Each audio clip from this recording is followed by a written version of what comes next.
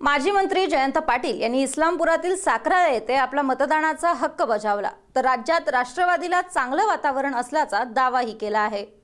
राष्ट्रवादीचे नेते माजी मंत्री जयंत पाटील यांनी आपला मतदानाचा हक्क बजावला। इस्लामपूर साखरा येथे जयंत पाटील यांनी मतदान केले। यावेळी राज्यात राष्ट्रवादीला चांगलं वातावरण असल्याचा दावाही जयंत पाटील यांनी केला।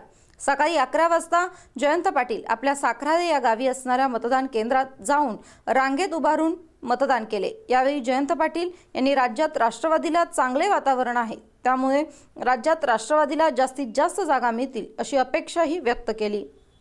राष्ट्रवादी काँग्रेसची पकड आहे आणि यावेळी देखील फार चांगल्या मताधिक्याने आमचे सर्व ठिकाणी उमेदवार विजयी होतील। भाजप शिवसेनेचा या निवडणुकीमध्ये खूपच वाद जे आहे तो समोर आलेला आहे। या निवडणुकीचे त्याच्यात परिणाम होतील आणि राष्ट्रवादीला फायदा होईल असं वाटतं। त्या दोघांचे वाद जे आहेत ते मुंबई, ठाणे, पुणे इथल्या मर्यादित क्षेत्रापुरते आहेत। त्यांचं अस्तित्व महाराष्ट्रातल्या ग्रामीण भागात अजून नाही आहे। त्यामुळे तिथं राष्ट्रवादी काँग्रेसची बऱ्याच ठिकाणी लढत काँग्रेसची आहे आणि जिथं चांगला प्रभाव आहे तिथं काँग्रेस आणि राष्ट्रवादी काँग्रेसला विजय होण्याची जास्त शक्यता आहे।